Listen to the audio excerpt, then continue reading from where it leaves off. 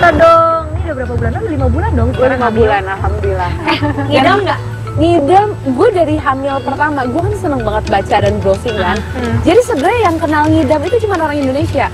Iya. Lo ke luar negeri, lo mau kemana juga, lo bilang ngidam nggak akan ada yang paham ngidam itu Iya, apa. itu hanya standar kan kalau orang hamil dikaitkan dengan Ngidam ngidam. apa gitu. Sebenarnya Sebenarnya itu nggak ngalamin. ngidam itu sebenarnya adalah kemanjaan kita aja. Kita lagi kadang-kadang gue suka pakai ngidam itu kalau Mas Hanung lagi cuek banget.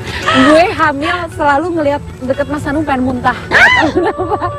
Nggak tahu kenapa, karena Kasihan ya nggak tahu suami lo. tiba-tiba ngeliat dia, buat gue kayak sebel aja nggak tahu kenapa. Oke. Terus gue nggak bisa nyium segala sesuatu yang wangi. Nah, Nih sampai ke 4 bulan lo kalau ketemu gue pasti nggak pernah wangi, karena gue nggak pernah pakai bisa sabun yang wangi, parfum, semua yang wangi gue nggak bisa. Gue pusing nyium wangi dan muntah. kalau mitos kehamilan, aku sebenarnya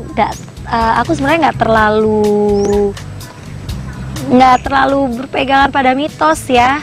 Jadi semua aku coba berpikir secara logikanya aja sih. Mungkin itu kali hormonal dikaitkan kalau orang kita bilangnya jadi ngidam lah ya kan. Mungkin memang kalau orang hamil kan katanya hormonal naik turun kan. Nah, terus kalau pantangan makanan sendiri sih gua enggak. Lo bukannya ada? Kan banyak yang bilang sushi yang mentah-mentah sashimi itu nggak boleh. Terus gue konsultasi sama dokter karena itu salah satu makanan favorit banget kan.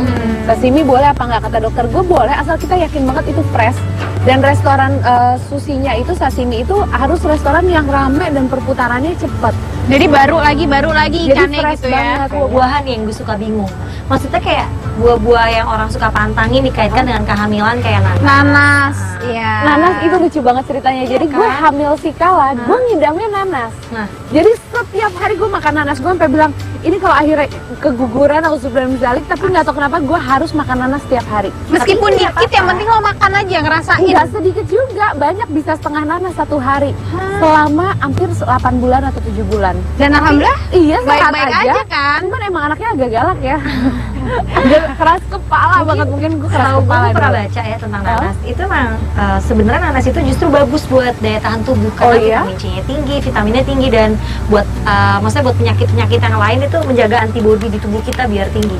Justru begitu, nggak tahu kenapa di sini malah mitosnya nanas karena asam nanti malah bahaya buat ibu hamil gitu. Sebenarnya enggak, nanasnya emang bagus. Aku yang kayak udah bismillah ya Allah ini pengen banget tiap hari selama 3 atau 4 bulan saya tiap hari makan nanas. Tapi alhamdulillah tuh sehat aja. Dan alhamdulillah juga setelah browsing juga ternyata nanas itu justru efeknya bagus karena vitamin C-nya sangat tinggi di dalam nanas. Cuman kalau garam emang bener gue agak mengurangi garam karena takut bengkak kakinya. Bengkak. Iya kan? Tangan, kaki, jari-jari semuanya. Kalau minuman dingin itu lo minum nggak sih Kak waktu hamil? Gue minum sih, gue nggak ada, Es gitu nggak ada kecuali yang mentah-mentah. Gue selebihnya Gue juga makan, nggak bisa minum, minum nggak ada yang pantangan. Soalnya sampai nyokap gue aja waktu gue hamil, aduh jangan minum es batu. Masih kayak Karena gitu. takut bayinya gede ya.